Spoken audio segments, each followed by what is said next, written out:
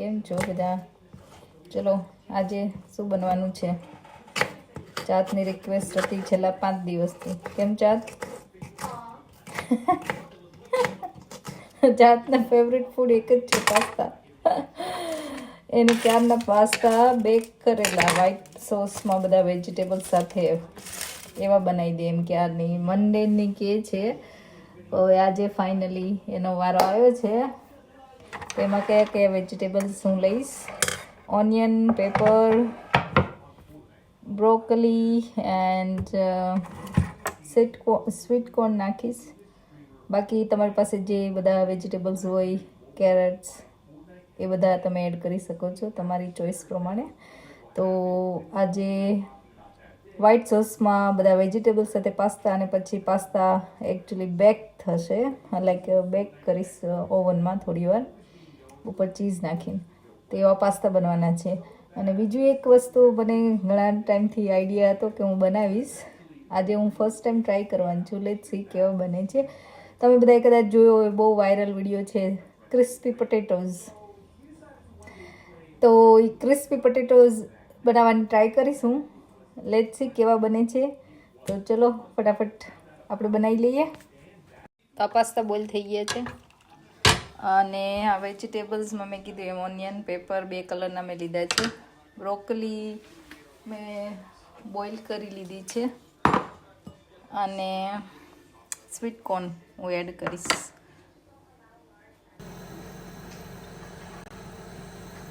તો મેં olive oil લઈ લીધું છે.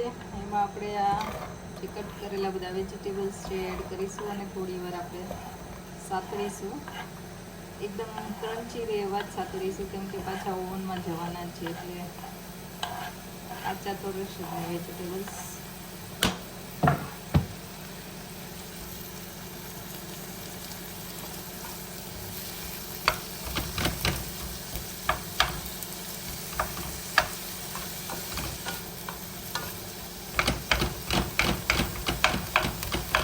આપણે ગાર્લિક પણ એડ કરીશું ફ્લેવર દેવા માટે.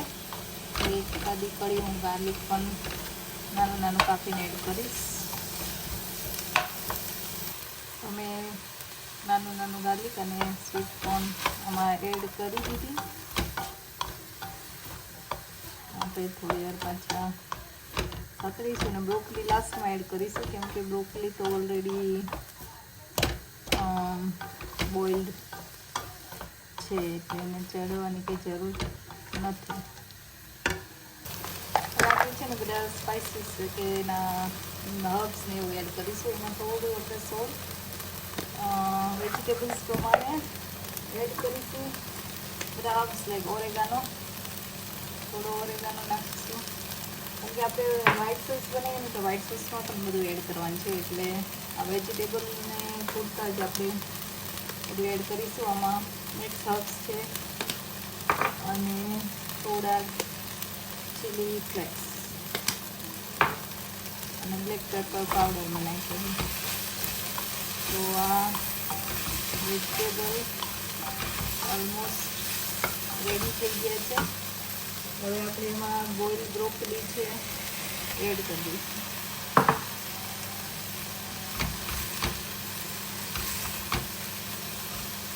મોટી કાપી છે, તમારે નાની કાપી હોય તો તમે કાપી શકો. આમાં થોડી નાની કરી દઈશ બધા વેજીટેબલ સાથે.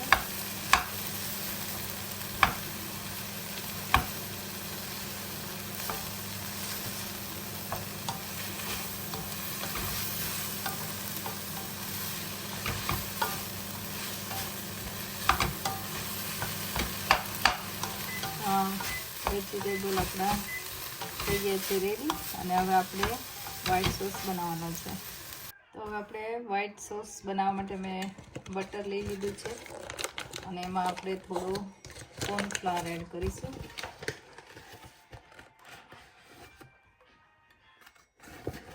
ડિપેન્ડ્સ તમારે કેટલા પાસ્તા છે ને કેટલો થીક પાસ્તા સોસ બનાવો છે.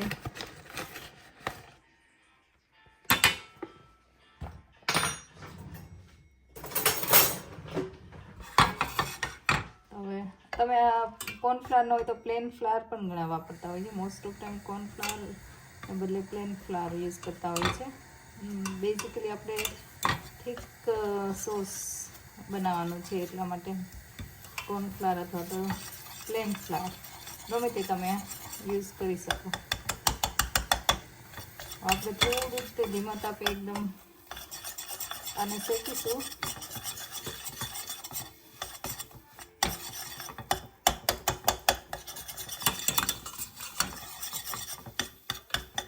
હવે છે ને એમાં દૂધ એડ કરવાનું.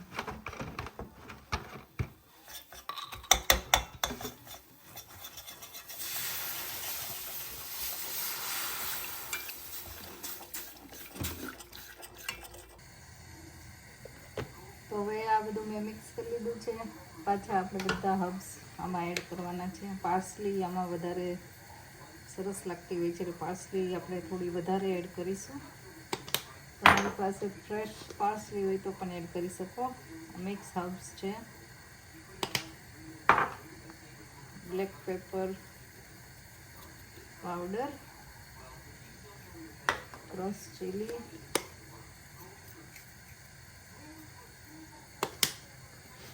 અને આમાં છે ને નટમેગ, આપણે શું કહેવાય ગુજરાતીમાં જાયફળનો સેજ ફ્લેવર આવે એટલું એડ કરવાનું.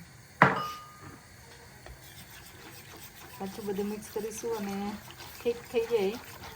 દૂધ ઉકળશે એટલે ઠીક થવા માંડશે. અને આમાં તમે ચીઝ, કોઈ પણ ચીઝ તમે એડ કરી શકો છો. નોર્મલી હું ચેડાર ચીઝ એડ કરતી હોઉં છું. અને ચીઝ આજે હું બેક કરવાની છે, એટલે ઉપરથી એડ કરીશ.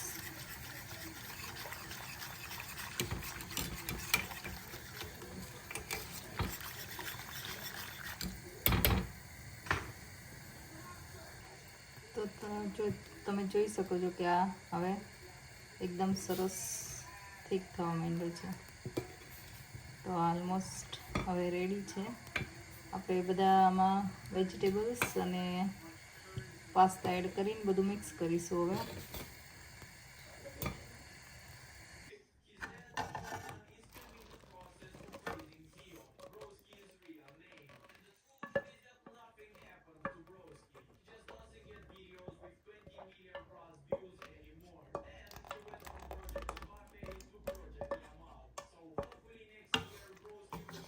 હવે આપણે આમાં પાસ્તા એડ કરીશું થોડી વાર.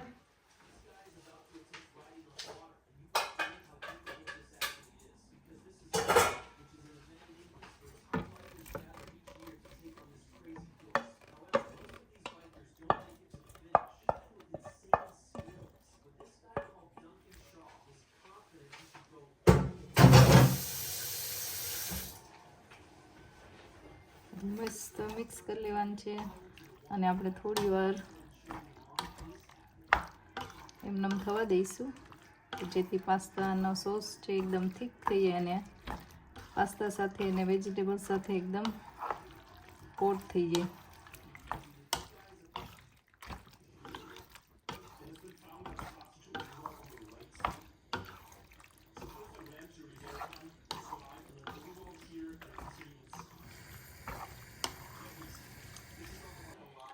તો પાસ્તા થઈ ગયા છે રેડી. ને હવે આપણે એને બેકિંગ ટ્રેમાં ટ્રાન્સફર કરીશું.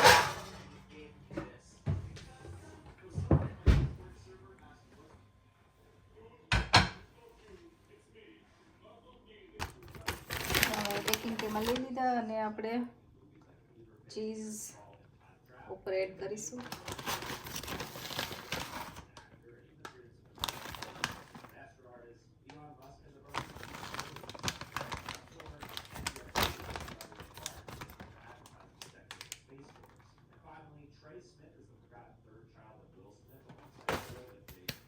અને હું આના ઉપર થોડા હેલેપિનો નાખીશ, કે એનો ટેસ્ટ સરસ લાગે છે એટલે. અને પછી ઓવનમાં મૂકીશું આપણે.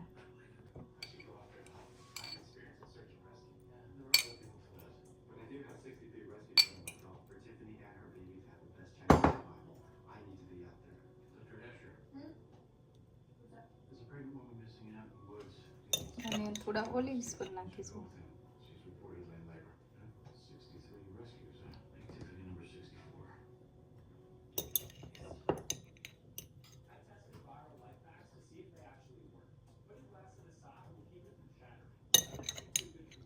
મેં છે ને પ્રી હીટ કરી દીધું છે ઓવન.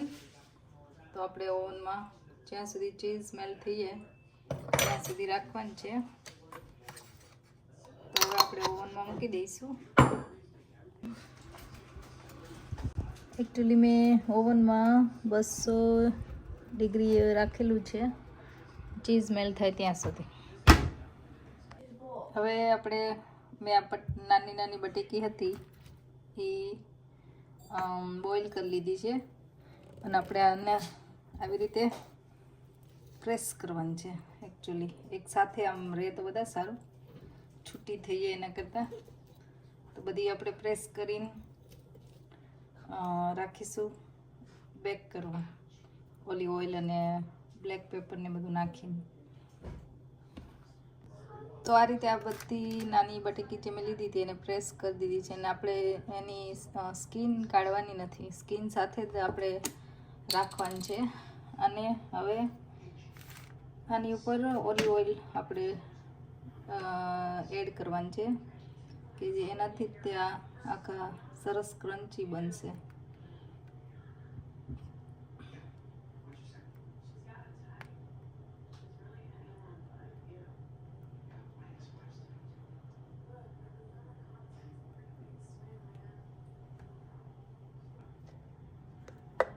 થોડું સોલ્ટ અને આપણે થોડું pepper, black pepper powder add કરીશું.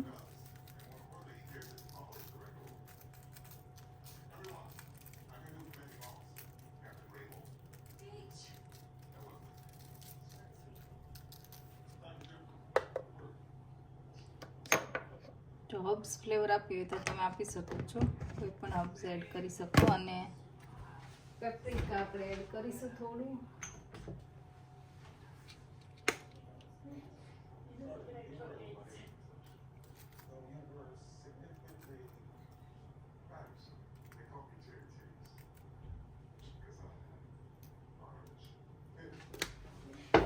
હવે આપણે ઓવન બેક કરવા મૂકી દઈશું. તો જોઈ લો, આ પાસ્તા મેં ઓવનમાંથી કાઢી લીધા છે અને ચીઝ સરસ આવી બ્રાઉન અને મેલ્ટ થઈ ગઈ છે. તો આ બેક પાસ્તા થઈ ગયા છે રેડી. કેવો લાગે સ્નેહ પટેટો? આ જો પટેટો થઈ ગયા છે રેડી. આમ તો ક્રન્ચી દેખાય છે દૂરથી તો, પણ એકચ્યુઅલી હજી થોડા વધારે બેક કર્યા હોય તો વધારે ક્રન્ચી થાય. આમાં જો હજી ગાર્લિકી બટર નાખ્યું હોય ઉપર તો મજા આવે ને. લેટ્સ ગાર્લિક ફ્લેવરના બનાવશું. ઓકે, ક્રંચ છે એકચ્યુઅલી. ચાંદના કેટલા દિવસ પછી પાસ્તા બન્યા? ચાંદ ક્યારની કહેતી હતી તું?